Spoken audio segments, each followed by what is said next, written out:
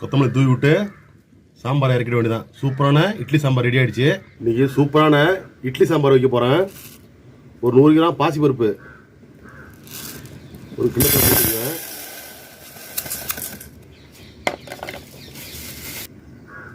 ஒரு 100 கிராம் துவரம்பருப்பு இதையும் ஒன்றா சேர்த்துக்குங்க. ஒன்றா சேர்த்து தண்ணி ஊற்றி நல்லா 2 அலசம் அலசிக்குவோம்.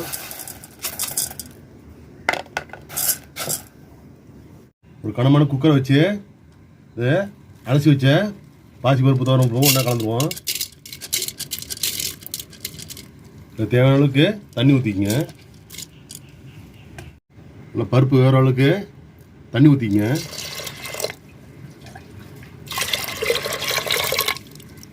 இது கூடவே கொஞ்சம் மஞ்சள் தூள் போட்டுக்கணும். ஒரு 1/2 டீஸ்பூன் அளவு போட்டுங்க. இது கூடவே 2 நறுக்கின தக்காளியும் போட்டுங்க. 2 பச்சை மிளகாய் அதையும் இது கூடவே போட்டுங்க. இப்போ டைட்டாக மூடி விசில் போட்டுடலாம்.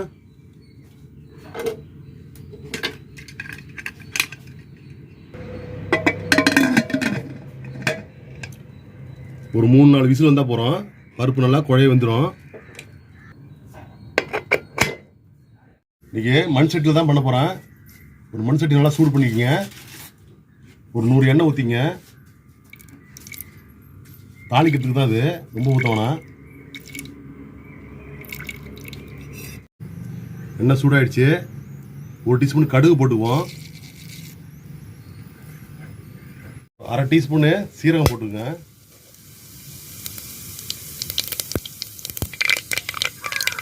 பொருசாக நறுக்கின பூண்டு ஒரு 3-4 எடுத்துங்க, அதையும் போட்டுங்க.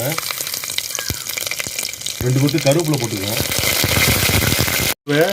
300 சின்ன வெங்காயம் உரிச்சு வச்சுருக்கேன், அதையும் ஒன்றா சேர்த்துக்குங்க.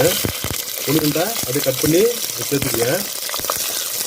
வதக்கி போட்டாலும் சாம்பார் நல்லாயிருக்கும். பருப்போடு சேர்த்து வேக வைக்கலாம். இதுமாரி வதக்கும் போது டேஸ்ட் நல்லாயிருக்கும். ஒரு 5 நிமிஷம் நல்லா வதக்கி விடுங்க. 1 டீஸ்பூன் கல் போட்டுங்க. நல்லா வதங்கி வரும். மண் சட்டியில் வைக்கும்போது டேஸ்ட் நல்லாயிருக்கும். வெங்காயத்தை இதுமாரி கண்ணாடி பார்த்து நல்லா வதக்கணும். இது கூடவே நறுக்கி வைக்கிற கேரட்டு பீன்ஸையும் போட்டுக்குவோம்.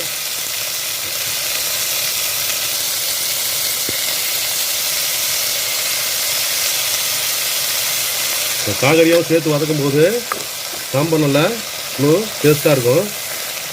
இது கூடவே பாருங்கள் 2 பச்சை மிளகாய் போட்டிருக்கேன். இது காரத்துக்கு ஏற்ற மாதிரி போட்டுங்க. பாருங்கள், இது கூடவே ஒரு 2லேருந்து 3 ஸ்பூனு சாம்பார் பொடி இதையும் ஒன்றா சேர்த்துங்க. சாம்பார் பொடி வதக்கும் போது தான் நல்லாயிருக்கும். நல்லா ஒரு கிண்டி விடுங்க. ஒரு 2லேருந்து 3 நிமிஷம் நல்லா வதங்கட்டும். ஸ்டவ்வை மீடியமான தீயில் வச்சிங்க. பாருங்கள், போட்ட காய் வெங்காயம் எல்லாம் நல்லா வதங்கிருக்கு பாருங்கள். மசாலாவோட போட்ட சாம்பார் பொடி எல்லாம் நல்லா வதங்கிருக்கு. இப்போ நம்ம வேக வச்ச பருப்பை இன்னும் ஒன்றா சேர்க்க போகிறோம். அங்கே வேக வச்ச பருப்பு இது ஒன்றா கலந்துக்குவோம். இல்லை அப்படியே ஒன்றா ஊற்றிக்குங்க.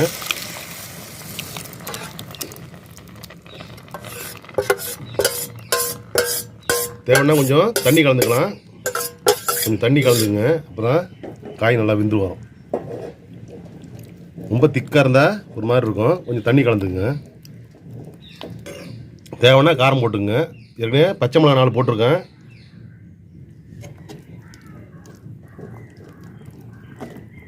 மீடியமாக தீயை வச்சு ஒரு 10 நிமிஷம் வேக வச்சா போகிறோம். ஒரு கொதி வந்ததும் அதுக்கப்புறம் கொத்தமல்லி தழை போட்டு இறக்கிட வேண்டியதான். தண்ணி ஊற்றிங்க.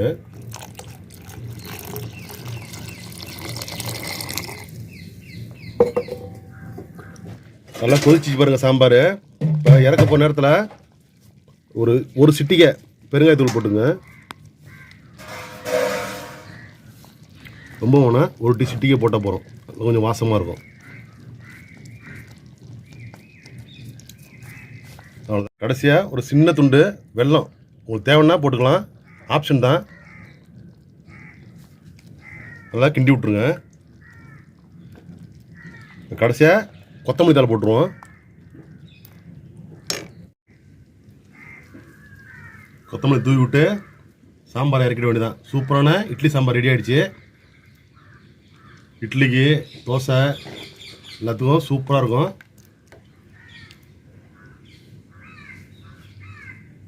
இட்லிக்கு டேஸ்ட் பண்ணிட்டுமா பாருங்கள். சூப்பராக நல்ல சுவையான சாம்பார். சின்ன வெங்காயத்தில் செஞ்சு பாருங்கள், அருமையாக இருக்கும்.